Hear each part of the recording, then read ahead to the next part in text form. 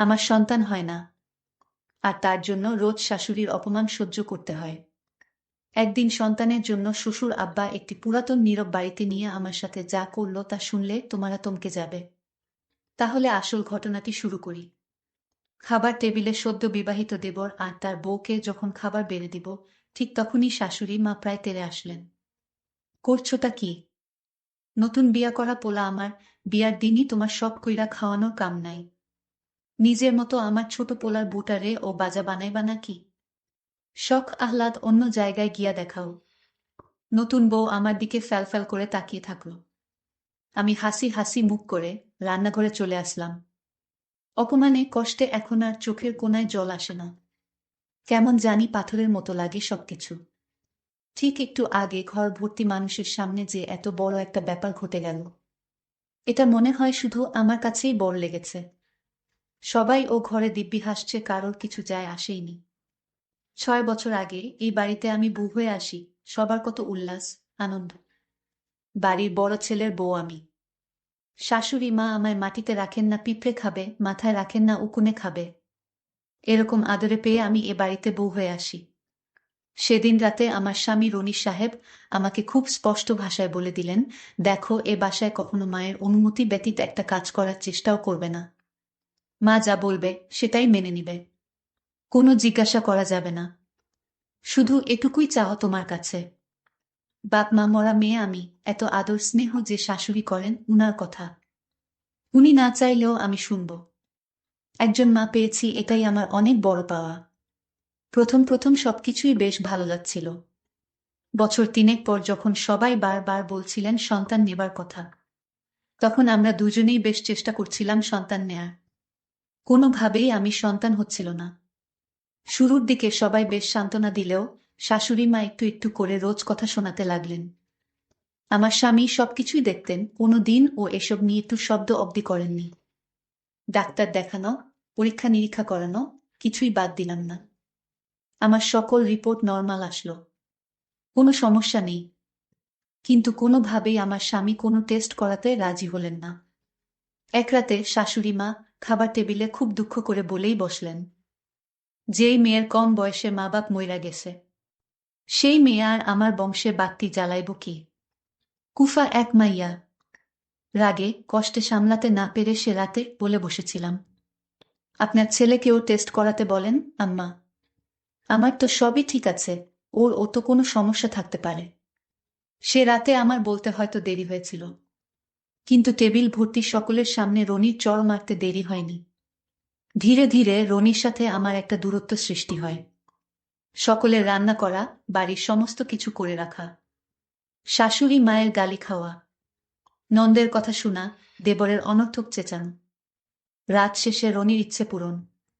ঘরভর্তি এত মানুষের বাড়িতে আমি কোণঠাসা হয়ে পড়ে থাকলাম।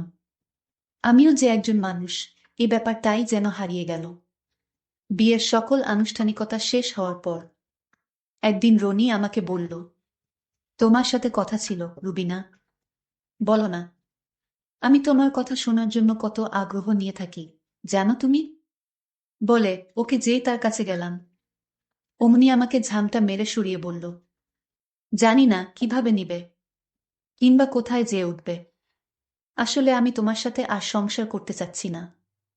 আগামী মাসে আমি বিয়ে করব। নিজের কানকে কোনোভাবে বিশ্বাস করাতে পারছিলাম না। অসহায়ের মতো ওর দিকে তাকিয়ে শুধু বললাম, সত্যি আমায় ছেড়ে দিতে পারবে তুমি? কোনো কথা না বলে রুম থেকে বের হতে হতে বলল, সব গুছিয়ে রেখো, কাল তোমার মামার বাসায় তোমাকে দিয়ে আসব। শাশুড়ি মায়ের পায়ের কাছে পড়ে ডুকরে কান্না করতে করতে বললাম, আম্মা বলেন না আপনার ছেলেকে আমায় না ছাড়তে। ও আম্মা, আমি কেমনে থাকবো ওরে ছাড়া? দেখো, তোমার কান্দন বাড়ির বাইরে গিয়া কাইন্দ। আমার পোলার এর দিনে সুমতি হইছে। তোমারে খাওয়াইয়া আর কত খাওন নষ্ট করুম আমরা? ঢঙের কান্দন এনে কাইন্দা লাভ নাই।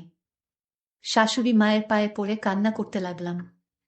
কিন্তু শাশুড়ি মা আমার এমন কান্না দেখে বলল, ঠিক আছে, আমি তোমায় এ বাড়িতে রাখবো এবং আমার ছেলেও তোমাকে রাখবে, কিন্তু একটা শর্ত আছে।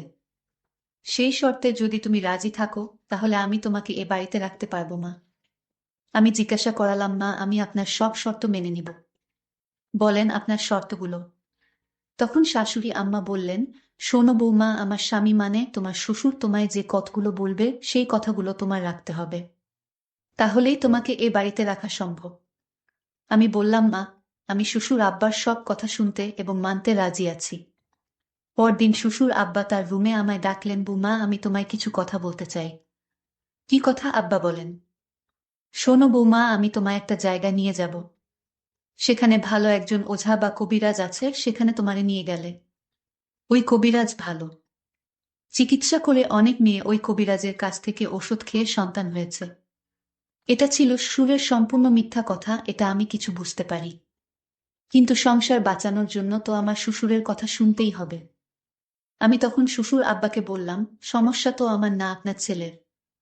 তাহলে আমাকে চিকিৎসার কথা বলছেন কেন? তখন শ্বশুর আব্বা রাগান্বিত কণ্ঠে বলে, শোন মেয়ে, আমার কথা না মানলে তুমি এ বাড়িতে থাকতে পারবা না। যদি তুমি বাড়িতে থাকতে চাও তাহলে আমার কথা শুনতে হবে। আমি কোনো উপায় না পেয়ে শ্বশুরের কথায় রাজি হলাম, কারণ এখানে আমার কিছুই করার ছিল না। আমি বললাম, ঠিক আছে আব্বা, আপনি যা বলবেন তাই হবে। তখন পরের দিন শ্বশুর আব্বা আমাকে নিয়ে রওনা দিলেন সেই কবিরাজের কাছে। আসলে সেখানে কোনো কবিরাজ থাকে না। এটা একটা পুরাতন ইটের তৈরি ঘর, ওখানে আমার নিয়ে গেলেন। আমি বললাম, আব্বা, এখানে তো কেউ নেই, এটা তো পুরাতন একটা ভাঙা বাড়ি। এখানে তো কবিরাজ কোনো রোগী দেখি না আব্বা। তখন শ্বশুর আব্বা বললেন, বৌমা, তোমার মোবাইল দিয়ে একটা ফোন করো তোমার বরকে। আমি রনিকে কল দিলাম। রনি বলল, তুমি ফোন দিয়েছ কেন? আমি তখন বুক ভরা কষ্ট নিয়ে বলেছিলাম, আমি তোমাকে ফোন দেয়নি, আমাকে ফোন দেওয়ানো হয়েছে। কে দিতে বলেছে? তোমার বাবা, মানে আমার সুর। তখন বলল, দাও বাবার কাছে। বাবা, তুমি কেন ফোন দিয়েছ? শোন রনি, আমি তোকে ফোন দিয়েছি একটা বিশেষ কারণে। তুই তাড়াতাড়ি রমনমঙ্গল পুরাতন বাড়িতে আয়, একটু জরুরি কথা আছে। ঠিক আছে বাবা, আমি আসছি। তখন রনি বাবাকে জিজ্ঞাসা করল, কি কথা বাবা, বলো। শোন, আমার বৌমার ডাক্তারের সমস্ত রিপোর্ট ভালো, আমি নিজ চোখে দেখেছি। কিন্তু তুই পরীক্ষা করিসনি কেন? বাবা, তুমি আমাকে দোষারোপ করছো। হে, আমি তোকেই দোষারোপ করছি। বাবা, তুমি নিজের ছেলের প্রতি এমন অত্যাচার করতে পারো না। এটা অত্যাচারের কি হলো? আমি কিছুই তো বুঝলাম না। আমি সব বুঝতে পেরেছি। সমস্যা আসলে বৌমার না, সমস্যা তোর। আর তুই যদি পরীক্ষা না করিস তাহলে আমি এই পুরাতন বাড়িতে তোরে বেঁধে রেখে যাব। আচ্ছা বাবা, একটা বিষয় বুঝলাম না। এই কথাটা তুমি তো আমায় বাড়িতেই বলতে পারতে, এখানে কেন? শোনো, বাড়িতে যদি জানাজানি হয় তাহলে তো তোর মা তোর বৌমার কাছে চোট হয়ে যাবে। তাই এর সমাধানটা এই পুরাতন বাড়িতেই নির্বে করতে চাই। কারণ আমি স্পষ্ট জানি বৌমা নির্দোষ। বৌমার কোনো সমস্যা নেই। এই কথাটা বলতেই রনি তার বউকে এখানেই তালাক দিয়ে দিলেন। বৌমা কেঁদে কেঁদে বলল, আমি এখানেই আসছিলাম তোমার সাথে সমাধান করে ঘরে ফিরে যেতে এবং সারা জীবন তোমার সাথে থাকতে। তুমি আমাকে ছেড়ে দিলে। এইদিকে। এই কথা শোনার পর আমার শ্বশুর স্ট্রোক করে এখানেই মারা গেল। তখন আমি আমার এক রাশ কষ্ট নিয়ে চলে গেলাম। 6 বছর পরের কথা। আমার ছেলে সুহানকে নিয়ে আমি আর আবির হাসপাতালে গেছি টিকা দিতে। ওহ, আবির আমার দ্বিতীয় স্বামী। সুহান আমাদের ছেলে। হাসপাতাল গেটের বাইরে এসে দাঁড়াতেই দেখি আমার প্রাক্তন স্বামী রনি সিএনজি খুঁজছেন। তার পাশে হুইল চেয়ারে বসা আমার প্রাক্তন শাশুড়ি আর রোগা পাতলা এক মেয়ে। মেয়েটি আমার প্রাক্তন স্বামীর বর্তমান স্ত্রী বোধ হয়।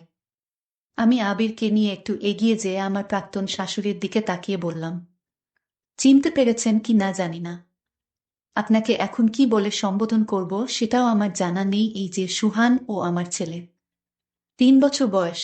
আর ও আবির, আমার স্বামী। আপনাকে দেখে কথা বলার আমার বিন্দুমাত্র ইচ্ছে ছিল না। শুধু এটুকু বলি, আমি বাজা নই।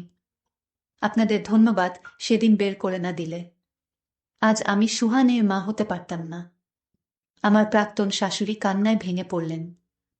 আমার হাত ধরে বললেন, মাফ কইরা দেও মা আমারে। তোমারে ঘর থেকে বের করতে চাইনি আমি।